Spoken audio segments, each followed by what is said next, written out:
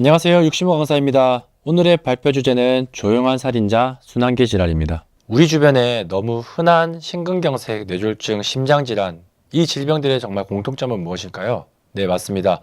바로 갑자기 찾아온다는 겁니다. 이 질환들은 조용히 진행되다가 어느 날 갑자기 심각한 상황으로 발전합니다. 그래서 조용한 살인자라고 불리고 있습니다.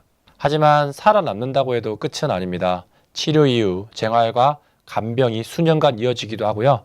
그렇게 되면 가정의 경제는 물론 환자 본인의 삶의 질도 크게 낮아질 수 있습니다. 그럼 이런 상황에 보험마저도 없다면 그 비용은 누가 감당을 해야 될까요? 오늘은 이 질문에 대해 우리가 어떤 답을 고객한테 제시할 수 있는지 함께 생각해 보겠습니다. 순환계 질환은 이름만 들으면 조금 생소할 수 있지만 우리가 잘 아는 심근경색, 뇌졸중, 협심증, 신부전 등 모두 여기에 속한다고 보시면 됩니다. 이 질환들의 공통점은 심장과 혈관, 즉 우리 몸의 혈액순환에 이상이 생겨 발생한다는 점입니다. 이게 치명적인 후유증과 사망률을 동반하기 때문에 특히 정말 위험한 질병군들이라고 보시면 되는데요. 또한 자각 증상이 거의 없다는 점도 문제가 되겠죠. 그래서 침묵의 질환으로 불리며 갑자기 쓰러져 병원에 실려온 뒤 처음으로 알게 되는 경우도 많습니다. 특히 40대 이후 발병률이 급격하게 증가하는 만큼 보험 설계 시에 중장년층에게는 반드시 짚고 넘어가야 할 리스크를 반드시 알려줘야 되겠죠.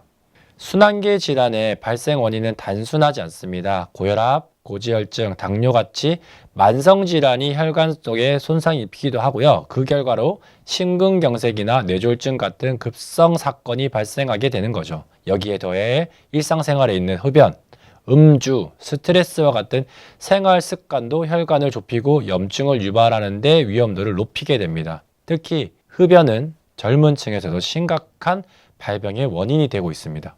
그리고 사회생활을 하다 보면 운동 부족, 그리고 패스트푸드 위주의 식습관도 무시할 수 없겠죠.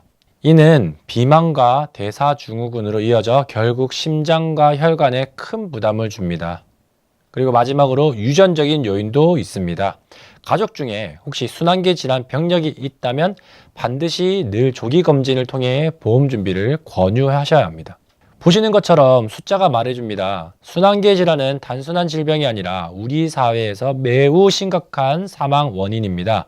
통계청 자료에 따르면 2023년 기준으로 심장질환은 전체 사망 원인 중 2위를 차지하고 있고요. 뇌혈관 질환은 4위를 기록했습니다. 단일 질환으로만 수만 명이 매년 목숨을 잃고 있는 셈입니다. 특히 이 질환은 40대부터 발병률이 급격하게 상승합니다. 즉 보험영업에서 미리 준비하라는 설득이 가장 유용한 연령대가 40대이기도 합니다. 또한 남성의 발병률과 사망률이 여성보다 높다는 점도 주목하셔야 됩니다. 이유는 남성이 여성보다 흡연, 음주 등 위험 요인의 분포가 더 높기 때문이겠죠. 그리고 경제적인 측면에 대한 부담도 큽니다.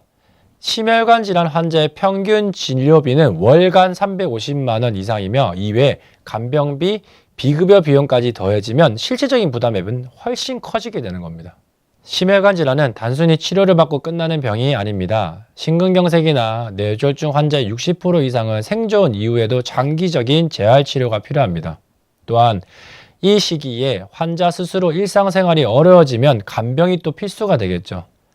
간병인은 월 250만 원 이상이 소요되고요. 가족이 돌보게 되면 경제활동을 포기해야 하는 경우도 많이 생기겠죠.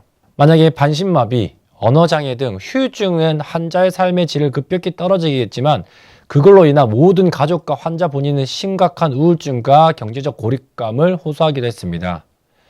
고객에게 장기 요양 특급만 받으면 된다고 생각하면 안 되게끔 이런 부분들을 반드시 설명해 주셔야 됩니다. 병원비 이외에 비급여 항목들이 굉장히 크고요. 그럼에도 불구하고 보험이 없다면 정말 감당하기 정말 어려운 상황이 생길 수 있다는 걸 강조해야겠죠. 순환계 질환의 무서움은 단지 치료 자체에 있는 것이 아니라 그 치료 비용에 대해서도 드러납니다. 자, 응급실에 실려 들어가는 순간부터 병원비는 시작이 되는데요. 심근경색인 경우 스테스 삽입만으로도 수백만 원이 들 수 있습니다. 또한 뇌졸중은 수술 이후 바로 퇴원 가능한 것이 아니라 물리치료, 언어치료를 포함하는 장기 재활이 이어질 수도 있는데요. 이때 병원비와 치료비는 물론 간병비 비용까지 함께 부담을 한다면 환자가 거동이 불편해지면 휠체어도 사셔야 되죠. 복지연구 필요하겠죠. 가정 내 개조공사 같은 추가 지출도 발생할 수 있습니다. 그럼 월별로 따지면 3,400만 원의 수준의 지출은 그냥 고정비처럼 추가적으로 발생하는 셈이죠. 이런 상황에서 보험은 단순히 보장이 아니라 경제적 생존을 위한 장치라는 사실을 고객한테 반드시 인식시켜주는 게 굉장히 중요하겠죠. 많은 고객들이 국민건강보험이 있으니 괜찮다 이렇게 생각을 합니다. 하지만 이건 매우 큰 오해입니다. 건강보험은요, 급여 항목만 지원합니다. 대표적으로 간병비, 입원실 차액, 보호자의 식대, 병원비, 생활내, 생활비 등은 적용되지 않는 거죠. 이 부분은 치료비보다 더 많이 나가는 경우가 훨씬 많습니다. 또한 의료기술이 발전하면 급여보다는 비급여 진료가 더 많이 증가되고 있죠. 그럼 고객들은 그 비용의 구조를 정확하게 아직 인지를 하지 못하고 있습니다. 특히 뇌졸중이나 심근경색 환자들은 장기 재활, 요양이 필요한데요. 이 단계가 정말 건강보험의 사각지대라고 보시면 됩니다. 정부의 본인부담금 상한제도는 저소득층을 중심으로 설계되어 있지 중산층 이상은 실질적인 혜택을 거의 못 받는 구조로 만들어져 있습니다. 이런 사실을 구체적으로 설명하시면서 그러니 개인, 민간보험의 역할이 정말 중요하다는 것을 강조할 필요가 있겠습니다. 보험은 흔히 확률의 게임이라고 생각합니다만 순환계 질환은 관련된 보험은 다르다고 저는 생각을 합니다. 이건 확률의 문제가 아니라 현실의 문제인 겁니다. 심장질환, 뇌졸중, 스트레스, 식습관, 유전 등 다양한 요인으로 인해서 누구에게나 발병될 수 있고요. 그 결과 치료비 수천만 원, 간병비 수백 수천만 원, 가계 경제 위협을 초래하게 되겠죠.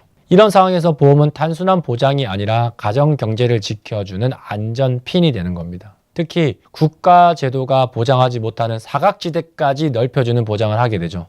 그러니 고객한테 이렇게 말씀해 보십시오. 이건 확률이 아니라 고객님이 선택할 수 있는 유일한 안전장치라는 것을. 이제 고객에게 어떻게 이야기할지 마무리로 정리해 보겠습니다. 실제 현장에서는 고객에게 공감가고 스스로 결정 내릴 수 있게 만드는 말을 단순하고 명확하게 하셔야 됩니다. 지금은 괜찮지만 그날은 갑자기 옵니다. 이 말 하나로 경각심을 줄 수 있겠죠. 그리고 질문을 한번 던져보세요. 고객님이 감당할 수 있는 비용 누가 책임질까요? 이 질문은 보험의 필요성을 강하게 각인시킬 수 있습니다. 마지막으로 고객님, 연금은 생활비가 맞습니다. 하지만 보험은 위기 탈출 비용입니다. 이 문장은 보험의 역할을 가장 쉽게 설명할 수 있는 강력한 표현이 되겠죠. 그러니 보험은 선택이 아니라 미리 준비하셔야 되는 겁니다. 이상 강의 마치겠습니다. 감사합니다.